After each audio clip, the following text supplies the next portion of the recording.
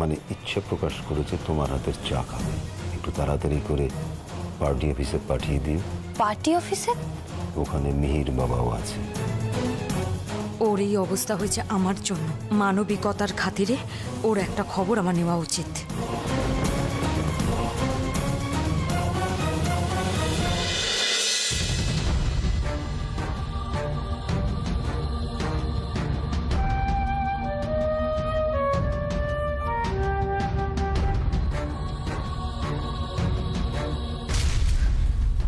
কোথায় যাচ্ছ? অনির সাথে দেখা না করেই চলে যাবে? আমার আর সেই জায়গা নেই প্রেম। আমার মনে হয় তুমি অনিকে... আমি একটা বড় ভুল করেছিলাম, আর সেটা আমি সময় মতো শুধরে নিয়েছি। আমার ভাগ্য ভালো ছিল, তাই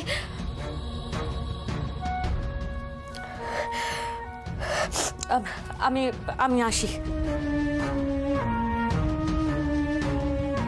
ও হ্যাঁ,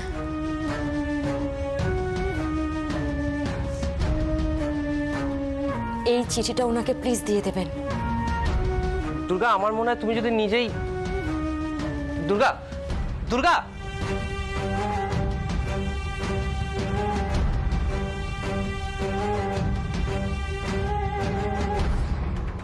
রাধাকৃষ্ণ মন্দিরটা এখান থেকে খুব বেশি দূরে নয়, দরকার হলে আগে একবার রেকি করে নিও।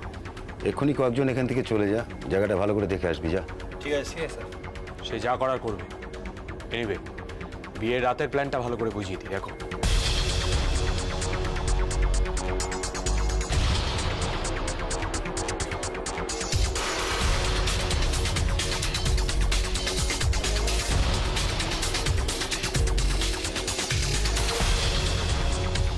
ক্লিয়ার? হ্যাঁ স্যার। ওকে। সবাই তো মাথা নাড়ছিস, এরপরে 10 বার জিজ্ঞেস করলে কিন্তু কপালে দুঃখ আছে। আমাদের কাছে পুরো জলের মতো পরিষ্কার স্যার। কাজটা পরিষ্কার মতো হবে, সব প্রমাণ লোপ হবে, কিছু হয়েছে কেউ টের পাবে না। আর যদি কাজটা ঝুলে যায় তাহলে মনে রাখিস আমাদের সবার মুন্ডুটাও কিন্তু ধর থেকে ঝুলে পড়বে। যা। আসছি স্যার। আসছি।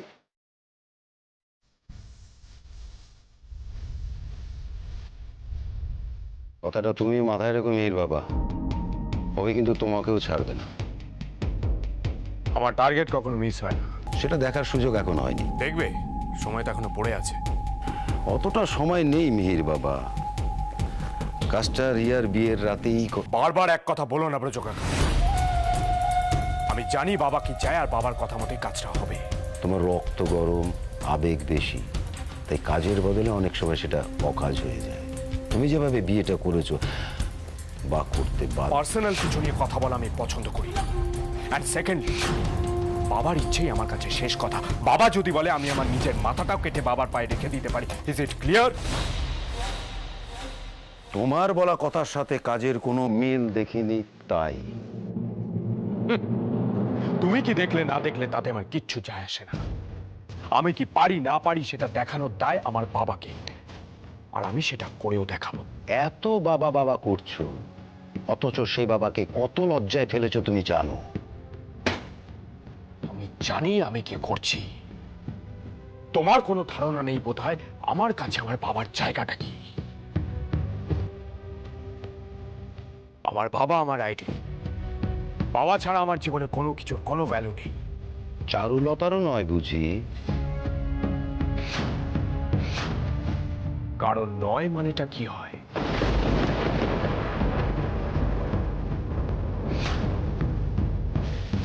তার মানে তুমি বলছো অভি চোখ বন্ধ করে তোমার উপরে ভরসা করতে পারে, তাই তো?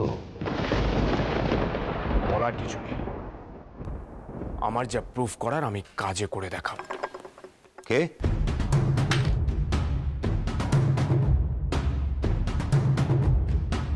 নতুন বৌমা? তুমি নিয়ে আসতে গেলে কেন? তোমার শরীর খারাপ, এখন সাবধানে থাকা উচিত। কাউকে দিয়ে পাঠিয়ে দিলেই তো পারতে। কই দাও, আমাকে দাও, দেখি দাও, দাও।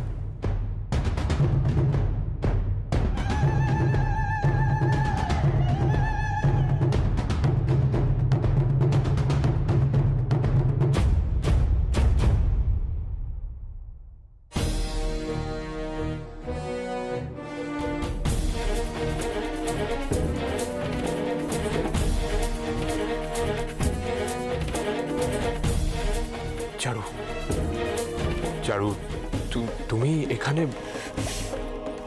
চারু এমন ভাবে প্রশ্ন করলে যেন মেয়ের বাবা ও এখানে এসে অন্যায় করে ফেলেছে। চারুকে কেমন যেন লাগলো। ও কি আমার কথা কিছু শুনেছে?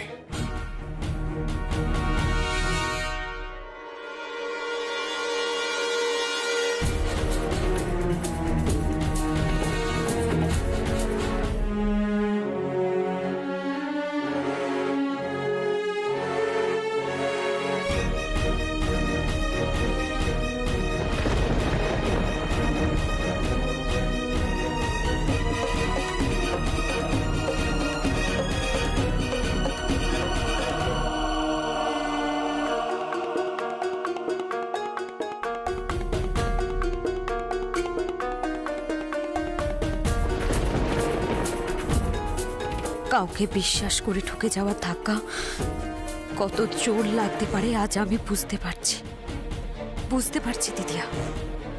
তোর কি অবস্থাটা হয়েছিল। একটা বড় ঢেউ যেন আর সবকিছু ভাসিয়ে নিয়ে গেল, ধুয়ে মুছে দিল। যেন মনে হচ্ছে খুব খুব কাছের কাউকে হারিয়ে ফেলেছি আমি এক মুহূর্তে। খুব ইচ্ছে করছে রে দিদিয়া তোর কাছে ছুটে যেতে, তোকে সব কথা বলতে।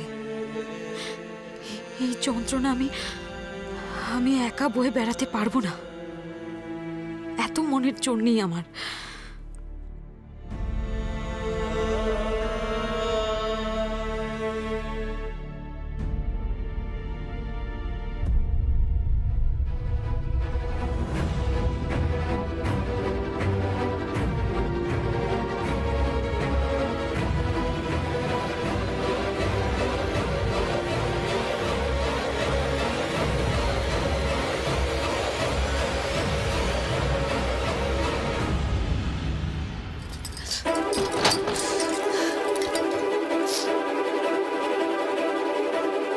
তোমার কোনো ধারণা নেই বোধহয় আমার কাছে আমার বাবার জায়গাটা কি। বাবা ছাড়া আমার জীবনে কোনো কিছুর কোনো ভ্যালু নেই। চারুলতারও নয় বুঝি? কারণ নয় মানেটা কি হয়? তার মানে তুমি বলছো অভি চোখ বন্ধ করে তোমার উপরে ভরসা করতে পারে, তাই তো? আমি কি শুনলাম? আমি ঠিক শুনেছি তো নাকি? না, কিন্তু কিন্তু আমি তো নিজের চোখে দেখলাম মিহির যতবার ওকে আমি আঁকড়ে ধরেছি, যতবার আমি চোখ বন্ধ করে বিশ্বাস করার চেষ্টা করেছি, ততবার আমি কোনো না কোনো একটা দোটানায় পড়েছি। না না, এবার যদি আমার ভুল হয়ে থাকে তাহলে আমি আর কোনোভাবেই নিজেকে ক্ষমা করতে পারবো না। এবার তুমি না না, বিশ্বাস অবিশ্বাসের এই বোঝাটা আমি আর বয়ে বেড়াতে পারছি না আমি আমি কি করে মিহির বুঝতে পারছি তোমাকে ভালোবাসার নাটক করতে হচ্ছে, তাই না? ভালোবাসার অনেক সিন করতে হচ্ছে। না না, তোমাকে আর কোনো কষ্ট আমি দেবো না, আর কোনো কষ্ট করতে হবে না তোমাকে আমার জন্য। তোমার সব কষ্ট কমিয়ে দেওয়ার জন্য এবার আমি নিজেকে শেষ করে দেবো।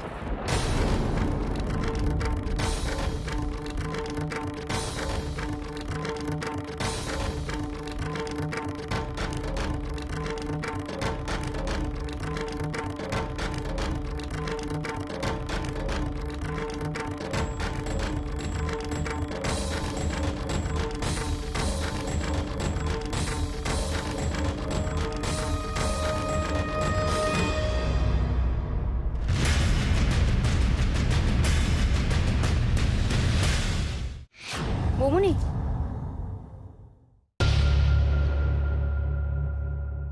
বৌমনি, তুমি এখানে কি করছো?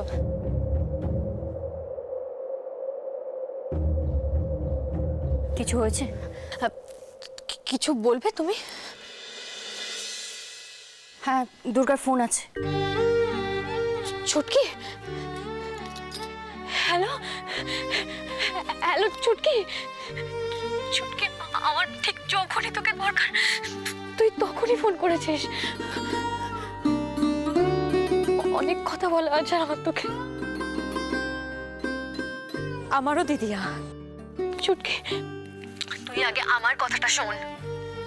তোর মিহিরদা, যাকে আমি এতদিন অন্ধের মতন বিশ্বাস করেছিলাম, সে আসলে মন্ত্রী অভিরূপ মুখার্জির ছায়া। আমার আগেও সন্দেহ হয়েছিল, কিন্তু কিন্তু তারপর আমি ভেবেছিলাম আমি হয়তো ভুল করছি, কিন্তু আজ যা হলো তারপর। তুই এসব কি বলছিস দিদিয়া? কি কি করেছে মিহিরদা? নাটক, নাটক, ভালোবাসার নাটক করছে ও। এত ভালো অভিনয় করছে যে আমিও অন্ধ হয়েছিলাম, কিচ্ছু বুঝতে পারিনি। দিদিয়া দিদিয়া দিদিয়া তুই শান্ত হ, তুই আমাকে পুরোটা খুলে বল। কিছু করেছে মিহিরদা তোর সাথে? করেনি, কিন্তু ওর আসল চেহারাটা আমি। হ্যালো হ্যালো দিদিয়া, দিদিয়া তুই হ্যালো।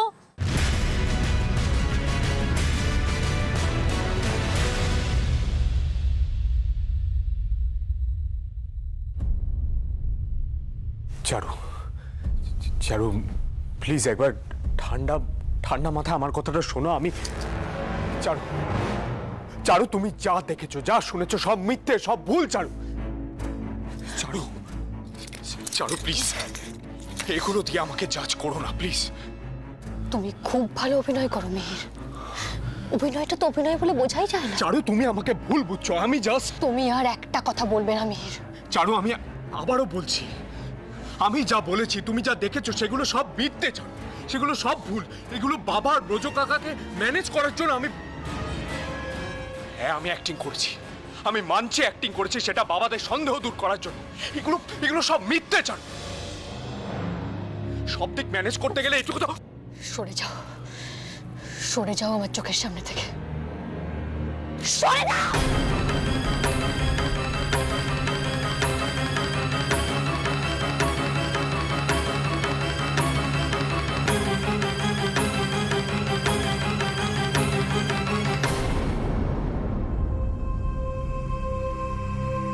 কি বলতে চাইছিল দিদিয়া?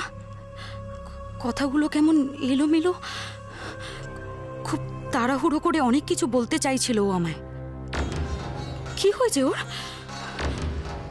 আবার ফোন করব? না, এবারও হয়তো নিজেকে সামনে নিয়ে বলবে কিচ্ছু হয়নি। তাহলে কি করে পূজাকে একটা ফোন করব, যদি ও কিছু বলতে পারে।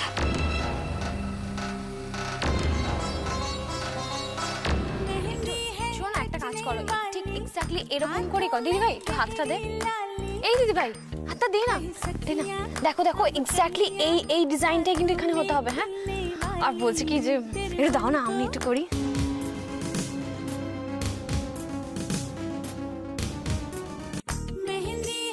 কালারটা কিন্তু বেশ ভালো হচ্ছে। এই আমি একটু নাচবো।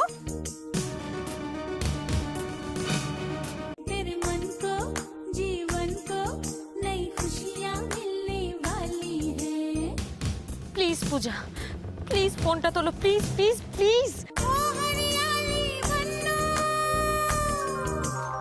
ওহো, ফোন দিদিভাই বলবি তো, আমি শুনতেই পাচ্ছিলাম না।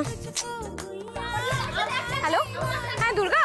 হ্যালো হ্যালো পূজা, বলছি শোনো না, বৌমনির সাথে কথা বলবে তো? হ্যালো হ্যালো পূজা, পূজা আমি তোমার সাথে একটু হোল্ড করো, আমি ডেকে দিচ্ছি বৌমনিকে। হ্যাঁ, এই শোন না একটু বৌমনিকে কিছুই তো শুনতে। হ্যালো দুর্গা। হ্যালো হ্যালো পূজা, তুমি প্লিজ পূজা একটু ধরো না। এই শোন না, আমার কথাটা শুনবে। আরে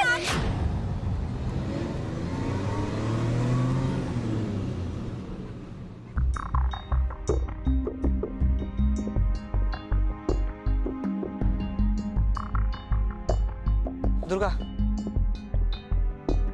তোমার সাথে আমার কিছু কথা আছে। আপনার বন্ধুর ব্যাপারে কোনো কথা হলে সেটা নিয়ে আমি শুনতে চাই না। দেখো দুর্গা, অনির পরিচয়টা সত্যি, কিন্তু তার জন্য তুমি ওকে ভুল বুঝো না। অনি মানুষটা অন্য ধরনের। প্রেম, আমি ওনার নামটা শুনতে চাই না। প্লিজ প্লিজ ওনার সম্পর্কে কোনো কথা আমাকে বলবে না, প্লিজ প্রেম। দুর্গা দেখো, আমি তোমাদের দুজনের ভালো বন্ধু, তাই তোমাদের মাঝখানে আপনি আমাকে ভালো বন্ধু বললেন, তাহলে আপনি আমার একটা অনুরোধ রাখবেন। কি বলো? পূজার সাথে আমি যোগাযোগ করার চেষ্টা করছিলাম, কিন্তু কিন্তু সেভাবে ওর সাথে কোনো কথা হয়নি। প্লিজ প্লিজ পূজাকে একবার বলে দেবেন যে যতক্ষণ না পর্যন্ত আমি ওদের বাড়িতে যাচ্ছি একটু দিদিয়ার খেয়াল রাখতে। প্লিজ প্রেম। ব্যাস এইটুকুই? হ্যাঁ প্রেম, এটাই এখন আমার সবচেয়ে বড় চিন্তা। তুমি নিশ্চিন্তে থাকো, আমি বলে দেবো। কিন্তু আজ হঠাৎ তোমার দিদিয়াকে নিয়ে এত দুশ্চিন্তা, কোনো বিশেষ কারণ? অনেক বড় কারণ আছে প্রেম। আমার সাথে শেয়ার করতে পারো। সবচেয়ে বড় কারণ হলো মিহিরদা নিজেই। দিদিয়া মিহিরদাকে নিয়ে বড় দোটানায় পড়ে গেছে। কখনো মনে হচ্ছে মিহিরদা ওকে খুব ভালোবাসে, আবার ওকে নিয়ে প্রচন্ড ভয়। আর এই ব্যাপারটাই আমাকে খুব ভাবাচ্ছে। কেন আমি বলি কেন? তোমার দিদিয়া মিহিরদাকে প্রচন্ড ভালোবাসে। হ্যাঁ দুর্গা, আর এই ভালোবাসে বলেই তার রাগ অভিমান সব তাল পাকিয়ে গেছে। যদি আমি এই ব্যাপারে খুব একটা এক্সপিরিয়েন্স নই, তাও বলছি। আর তোমার দিদি ওই সূর্য তরুণের ভেতরে যে জায়গাটা বানিয়ে নিয়েছে না, সেখানে তার কোনো ক্ষতি হবে না। So not to worry. কিন্তু তুমি অনির ব্যাপারটা না প্রেম, আমি সবকিছু পিছনে ফেলে এসেছি।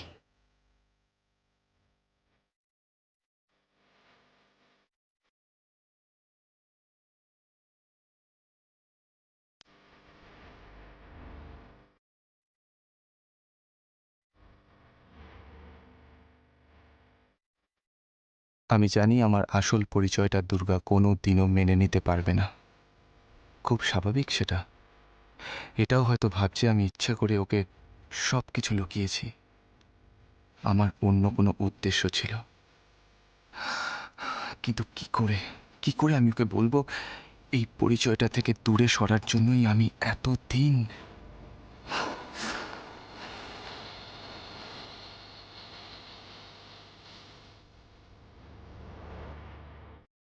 কাজ হয়েছে? হয়েছে মানে ও একেবারে দই হয়ে গেছে। তোমার ওদিকের খবর কি? হ্যাঁ, এখন অবধি তো ভালোই। খালি হাতে ফিরেছি কখনো আমি? আর শোনো ব্রজ, মিহির কোথায়? মানভঞ্জনের পালা চলছে, তাতে অবশ্য খুব একটা কাজের কাজ কিছু হবে না। যাক, শেষ অবধি সব ঠিকঠাক চললেই হলো। শোনো ব্রজ, তোমার বউঠানের সামনে এবার বুক ফুলিয়ে দাঁড়িয়ে বলতে পারবো, দেখো কাকে নিয়ে ফিরেছি আমি। মুখে তো কোনোদিনই কিছু বলে না, কিন্তু মনে মনে নিশ্চয়ই আমাকেই দোষ দেয় তার ছোট ছেলে বাড়ি ছাড়ার জন্য। আজ আশা করি ওর মুখে হাসি দেখব। সারা জীবন তো আমাকে নিয়ে অনেক অশান্তি পেয়েছে, এবার ছোট ছেলেকে কাছে পেয়ে যদি একটু শান্তি পায়। অনেকে এসবই শুনিয়েছ তার মানে? হ্যাঁ, এখন এটাই চলবে। আরে দাঁড়াও না, অনি বাড়ি ফিরলে দেখবে বাড়ির পরিবেশই কিরকম বদলে যায়। আচ্ছা, এটা তো মাথায় আসেনি। তুমি চার দিয়ে মাছেদের ব্যস্ত রেখে সেই ফাঁকে অসাধারণ অসাধারণ তুমি যাই হোক, শোনো, তুমি তোমার কাজ করো, আমি এখন রাখছি।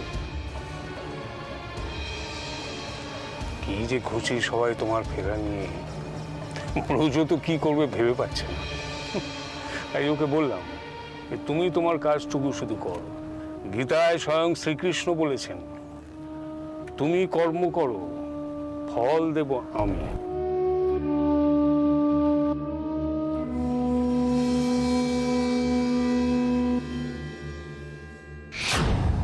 কে আসবে বলেছে? নাম বলেনি ব্রজ কাকা, তবে স্পেশাল একজন। স্পেশাল একজন? কে হতে পারে? আরে তোমরা এটা নিয়ে কেন উতলা হচ্ছ? দাদার কেউ মানে তো সবাই কেউ, কেটা সবাই স্পেশাল। আমাকে তো বললো বরণডালা সাজিয়ে রাখতে।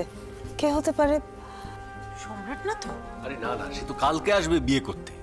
হ্যাঁ না, আমার কি মনে হয় জানো, দাদা না একদিন আগে বরণ টরণ সেরে ফেলে বিয়েটা এগিয়ে রাখতে চাইছে। দূর, তা আবার হয় নাকি? নিশ্চয় অন্য কোনো ব্যাপার আছে। দিদিমণি কাকে নিয়ে আসছে বলতো? আমারও টেনশন হচ্ছে খুব, কি হবে কে জানে।